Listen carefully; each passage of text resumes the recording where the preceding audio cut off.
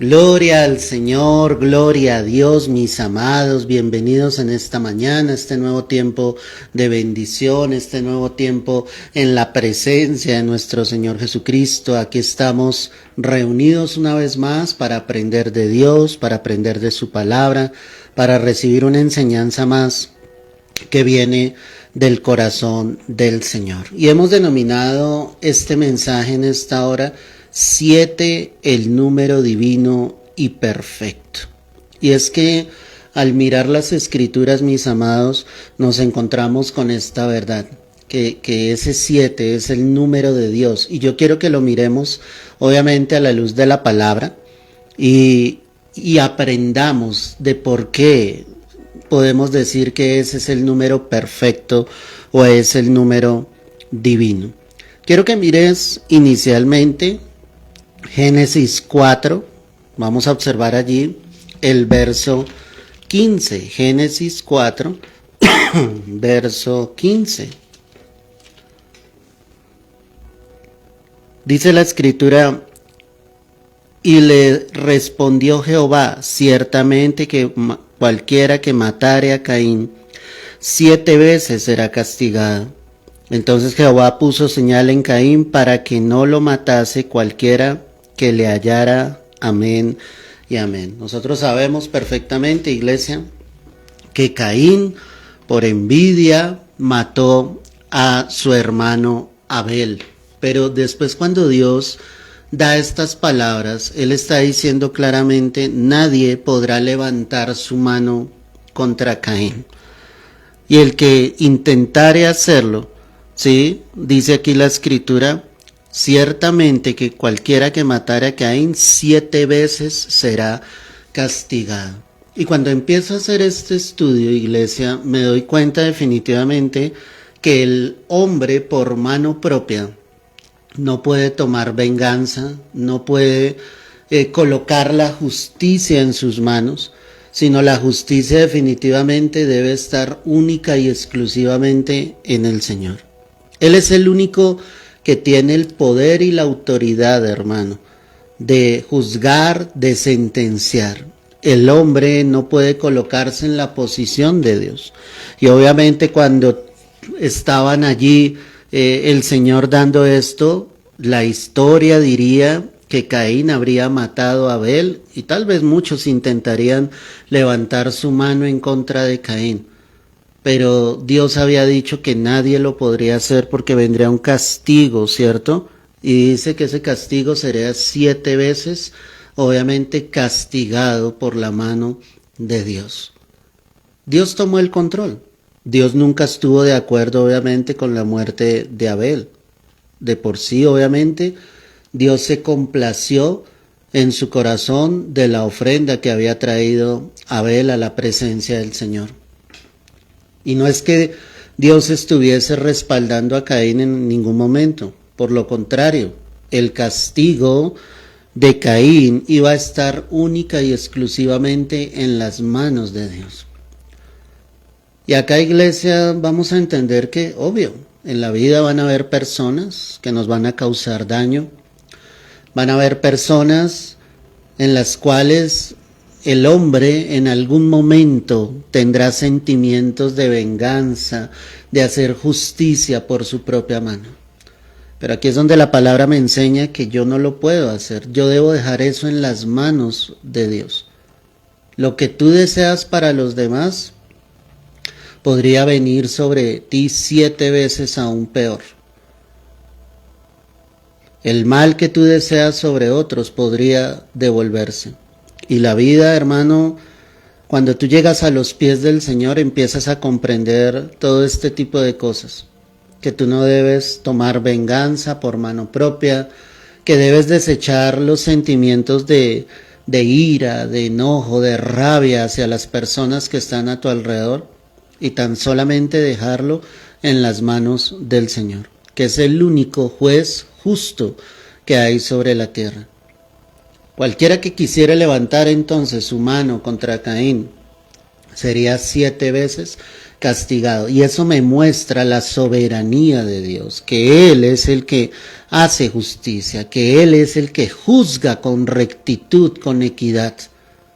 No creas que la generación de Caín fue una generación bendecida, por lo contrario, caminó por tierras desérticas, fue una generación que lo denomina la palabra, fue llamada sencillamente los hijos de los hombres, mientras que la generación del sustituto de Abel, que era Set, fue llamada la generación de los hijos de Dios. Esa era una generación diferente, era una generación cercana al Señor, que sabía quién era Dios, temerosa de Dios, pero Caín y su generación, lo único que causó él sobre él y los suyos fue el juicio de Dios, por mano de Dios. Y quiero decirte, Dios es justo. Dios es justo. Nunca levantes tu mano contra otra persona para tratar de hacer justicia, porque si lo haces 7 veces serás tú castigado. También yo observo acá en la escritura, hoy estamos viendo el significado de ese 7 como número perfecto. En Génesis 41, el verso 6, mira lo que me dice acá la palabra. Génesis 41, verso 6. Y que después de ellas salían otras 7 espigas menudas y abatidas del viento solano. Y dice acá, y las 7 espigas menudas devoraban a las 7 espigas gruesas y llenas, y despertó Faraón, y he aquí era sueño. Este pasaje entonces me habla de los sueños que estaba teniendo Faraón. Inicialmente él ve esas espigas, ¿sí? Y como lo dice la palabra, dice, se durmió de nuevo, verso 5, y soñó la segunda vez que 7 espigas llenas y hermosas crecían de una sola caña, y que después de ellas salían otras 7 espigas menudas y abatidas del viento solano.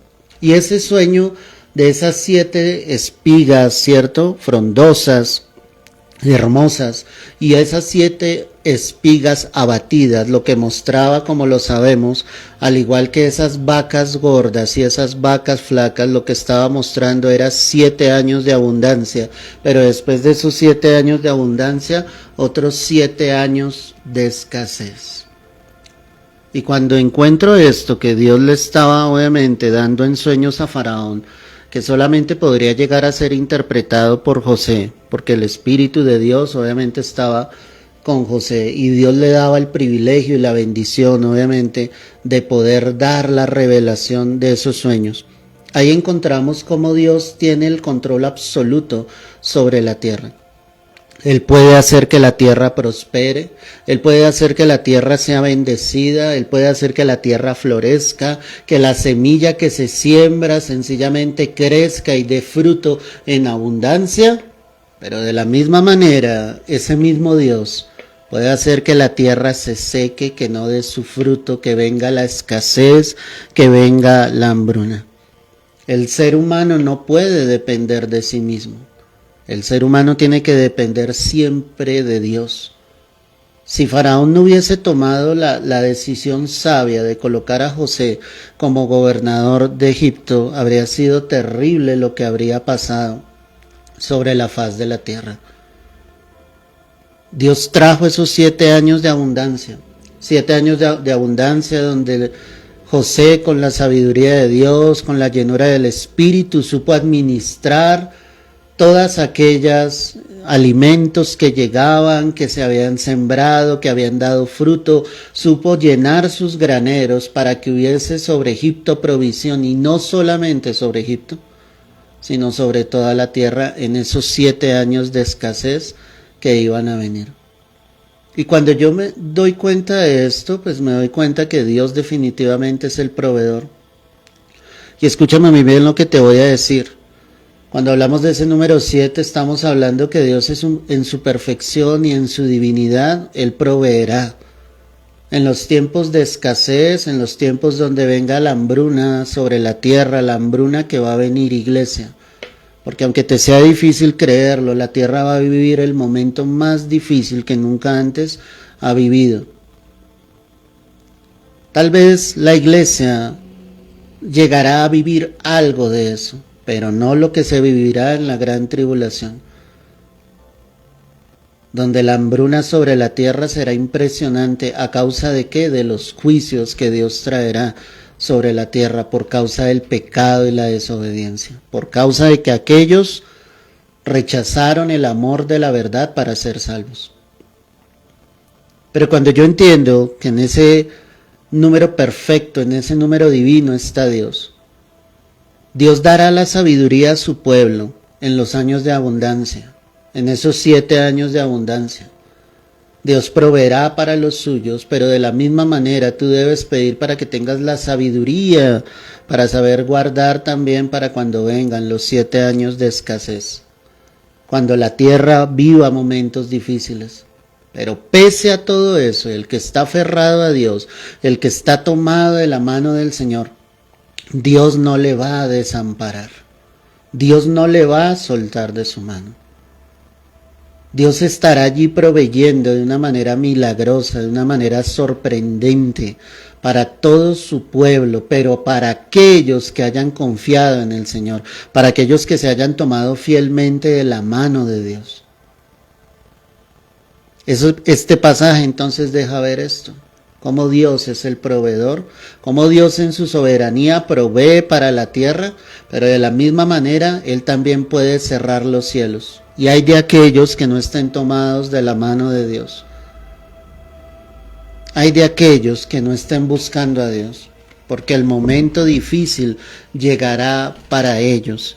El hombre cree tener el control, iglesia, de todas las cosas, pero olvida voluntariamente que el único que tiene el control de todas las cosas es el Señor. De la misma manera, la Escritura me deja ver aquí, hoy estamos analizando ese 7 como número perfecto, como número divino de parte del Señor.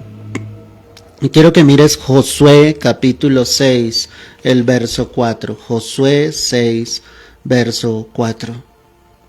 Dice la Escritura así, hermano. Y 7 sacerdotes llevarán 7 bocinas de cuernos de carnero delante del arca, y al 7º día daréis 7 vueltas a la ciudad, y los sacerdotes tocarán las bocinas. Amén y amén.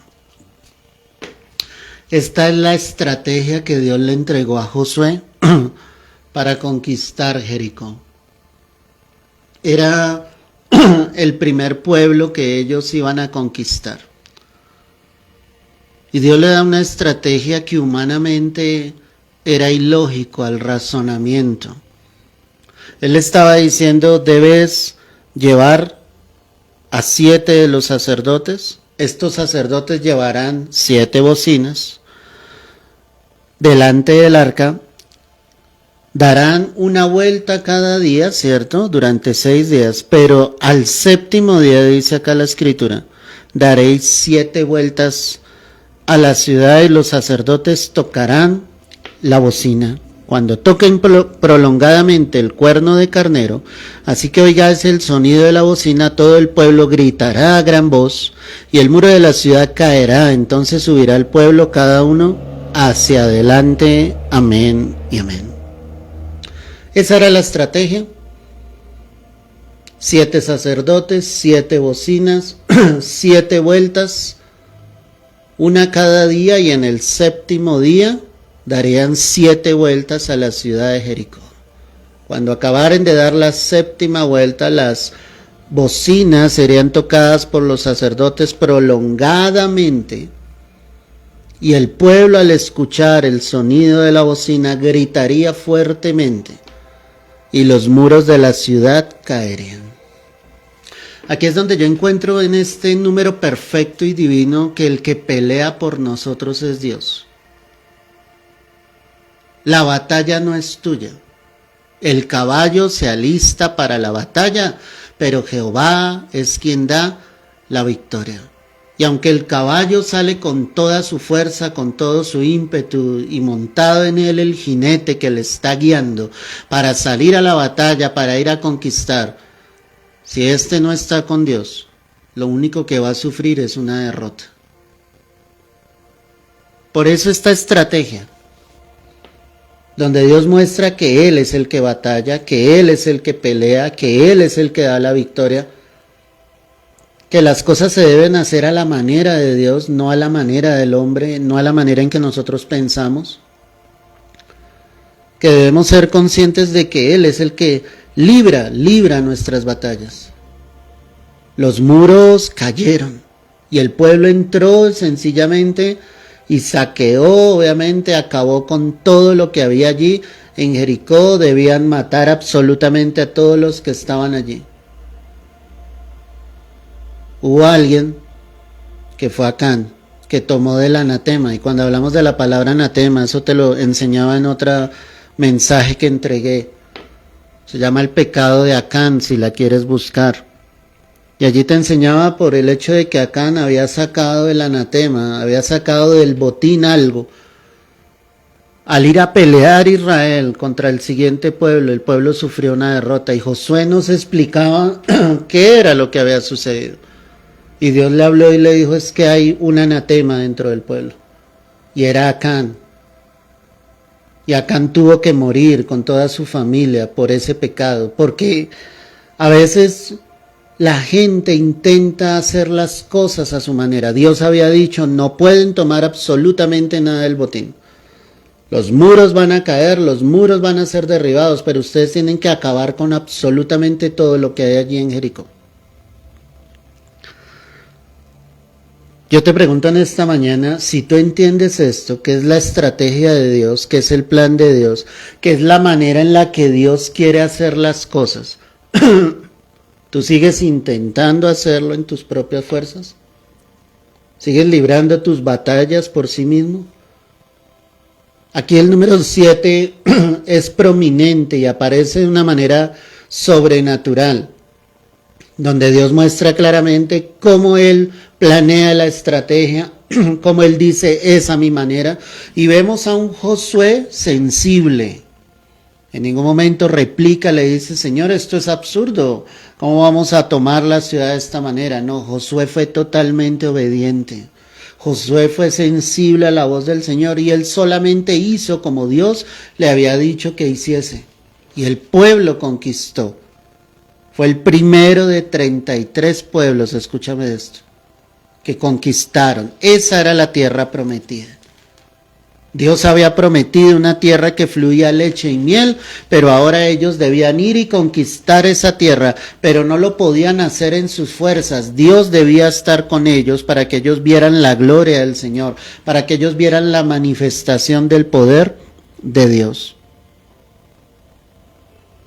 En Mateo 22, el verso 25, quiero que vayas allí. Mateo 22, el verso 25. Mira lo que dice la Escritura.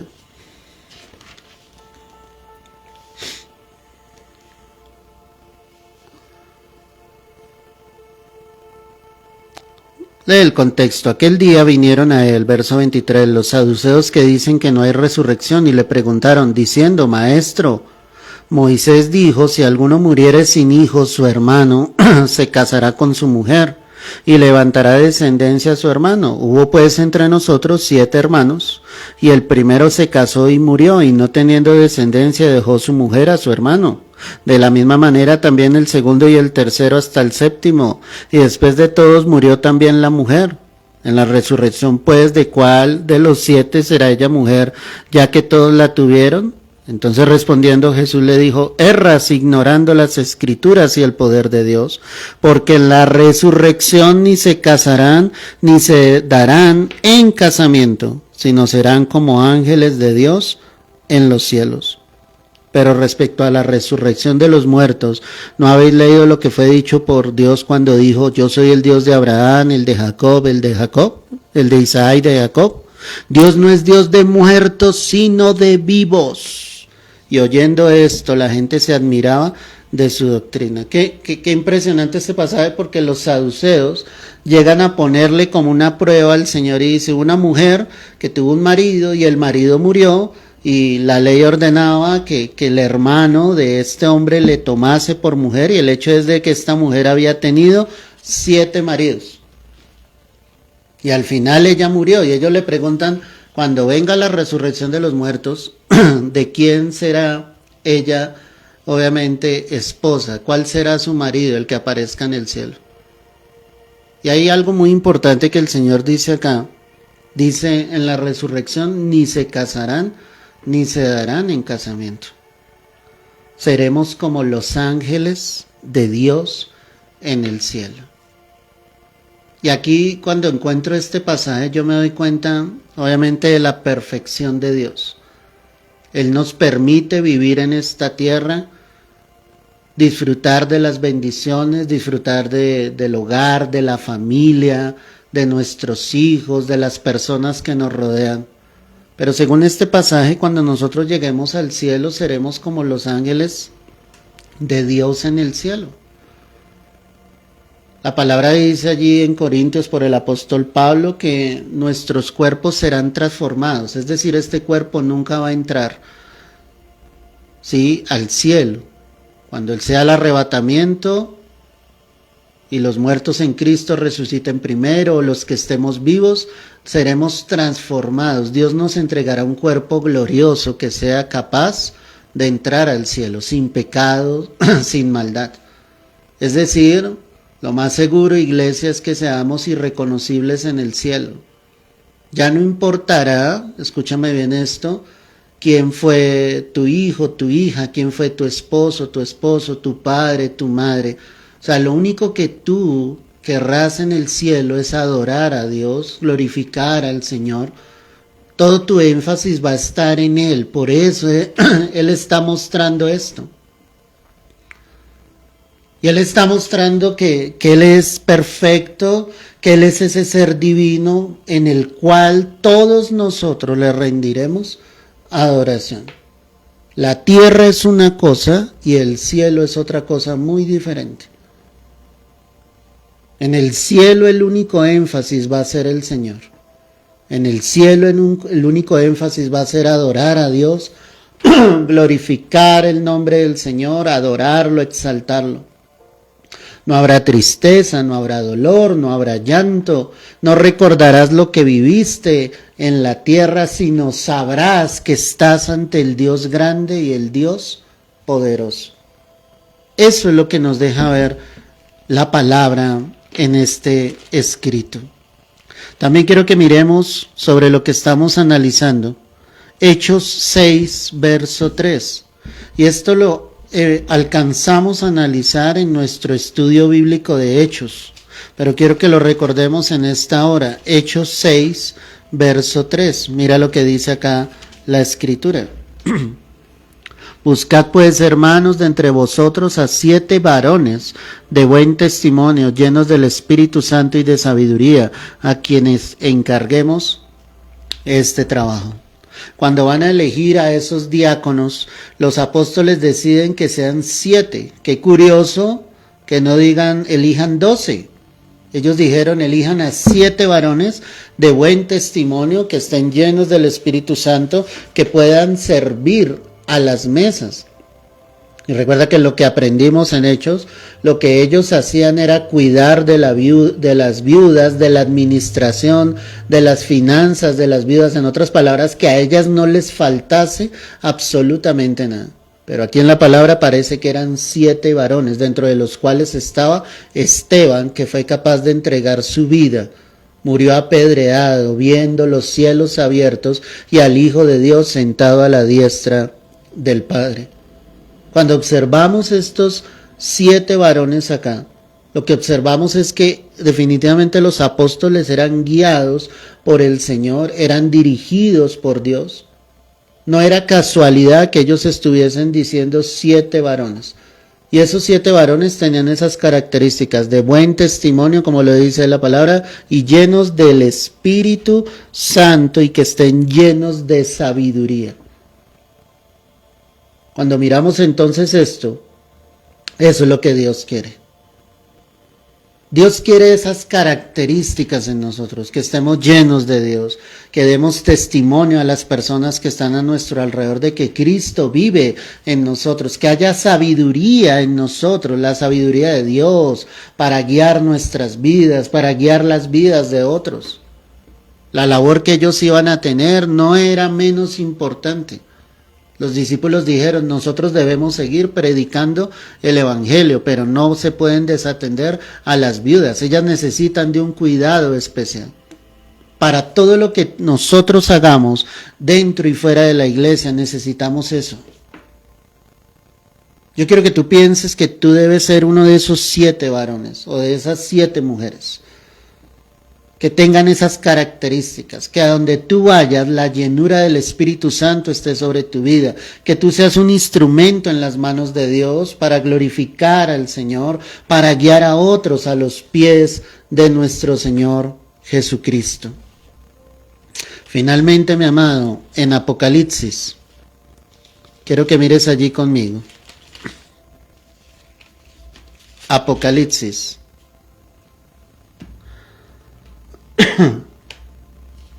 Vamos a mirar el capítulo 1, verso 19. Apocalipsis 1, verso 19. Y dice la Escritura, escribe las cosas que has visto y las que son y las que han de ser después de estas. El misterio de las 7 estrellas que has visto en mi diestra y de los 7 candeleros de oro. Las 7 estrellas son los ángeles de las 7 iglesias y los 7 candeleros que has visto son las 7 iglesias. Amén y amén. En esa visión gloriosa que tiene el apóstol Juan, el Señor envía un mensaje a las 7 iglesias que estaban en Asia, que ahí tú las tienes. Estaba la iglesia de Éfeso, 1, la iglesia de Esmirna, 2, la iglesia de Pérgamo, 3, la iglesia de Tiatira, 4, la iglesia de Sardis, 5, la iglesia de Filadelfia, 6, y la iglesia de la Odisea, la 7ª iglesia que estaba en Asia. Iglesias que tipifican el estado de la iglesia en diversos momentos de la historia de la humanidad, ¿sí? Y por eso el Señor está diciendo, los 7 candeleros que tú has visto son las 7 iglesias. Ese candelero es colocado para alumbrar en medio de la oscuridad. La iglesia de Cristo ha sido colocada en esta tierra, en el lugar donde esté, para alumbrar, para hacer luz a los perdidos. Pero habla de 7 estrellas. Dice que esas 7 estrellas son los 7 ángeles, ¿cierto? De las 7 iglesias. Y esos ángeles son los pastores. Se supone que los pastores estamos para guiar a la iglesia, obviamente direccionados por el Espíritu Santo. Y me llama la atención que obviamente el Señor hable y diga, son 7 estrellas. Lo que hace una estrella en el firmamento es alumbrar. Una estrella, iglesia, está a más de 5 millones de kilómetros de distancia de la Tierra. Escucha. Imagínate cómo será de grande la estrella, cómo será de resplandeciente, que al estar a esa distancia nosotros la podemos ver con lucidez en la noche cuando estamos acá en la tierra. Eso quiere decir que los ángeles, el pastor debe brillar dentro, fuera de la iglesia, donde nadie lo conozca. Él debe ser luz al lugar donde vaya. Tú como hijo de Dios debes ser luz donde estés, cuando estés con tus hermanos en la iglesia, pero al salir de ella en tu casa debes ser luz, en tu trabajo debes ser luz. Esa luz no se puede apagar. Y ahí lo que muestra es cómo el Señor quiere estar y habitar en cada uno de nosotros. 7, iglesia, es el número divino, el número perfecto. Y lo hemos visto en diversas condiciones, en diversas situaciones, pero siempre llevándonos a lo mismo, que el ser humano debe estar lleno de Dios, que el ser humano debe buscar a Dios, que es la manera de ser hombres y mujeres rectos, que glorifiquemos el nombre del Señor, que entendamos que toda la gloria, toda la honra es para Él, que entendamos que somos, ¿sí? Y somos lo que somos solamente por la gracia infinita del Señor. Que todo lo que tú recibas glorifiques a Dios. Que todo lo que tú hagas sea para exaltar el nombre del Señor. Que Dios nos ayude a entender, hermano, día tras día la palabra. Que Dios nos ayude a comprender, ¿sí?, quién es Dios en el corazón del hombre. Señor amado, yo quiero darte las gracias. Yo quiero darte la gloria en esta mañana por tu palabra preciosa, bendita, que viene de lo alto. Hoy alabamos, hoy exaltamos tu nombre. Gracias, mi Rey, porque tú eres el que hace justicia, porque tú eres el Dios recto. No debemos tomar venganza por nuestra propia mano, Señor, sino debemos dejar todo en tus manos, Señor. Tú harás justicia, Señor, tú harás en rectitud, en equidad, como el Dios justo que tú eres el Dios que provee, Señor, tú eres el Dios que abre los cielos, Señor, y cuando aún los cierra, Dios, tus hijos estaremos en bendición y en victoria, porque tú, Señor, estás con cada uno de nosotros, Padre. Tú eres el Dios que nos ayuda a conquistar, Dios, el que nos da la victoria sobre los pueblos enemigos, el que pelea nuestras batallas. Son tus estrategias y no las nuestras, Padre. Eres tú el que hace la obra, Señor. Eres tú, Señor, el que nos ha dicho que seremos como los ángeles del cielo, Señor, el día que nos encontremos contigo, Señor. Bendecimos y exaltamos tu precioso y santo nombre, Señor. Y hoy sabemos que somos luminares de este mundo, Señor. Ayúdanos a alumbrar con fuerza, que la luz tuya permanezca en nuestras vidas, en nuestros corazones, que como iglesia tuya, cimentada, sembrada en esta tierra, cumplamos tu propósito, Padre. Hoy te lo rogamos en el nombre de Jesús. Amén y amén. Aleluya, mis amados, qué palabra de bendición, qué enseñanza la que Dios nos regaló en esta mañana. Si no tuviste la oportunidad de escuchar el mensaje en su totalidad, toma unos minutos, hazlo. Te invito a que lo compartas con otros, a que lo envíes a muchas más vidas para que el evangelio de nuestro Señor Jesucristo siga siendo predicado sobre esta tierra. Un fuerte abrazo, Dios te bendiga, Dios te guarde y no te olvides, el Señor es perfecto, es divino. Él es el soberano sobre todas las cosas. Dios te bendiga, Dios te guarde.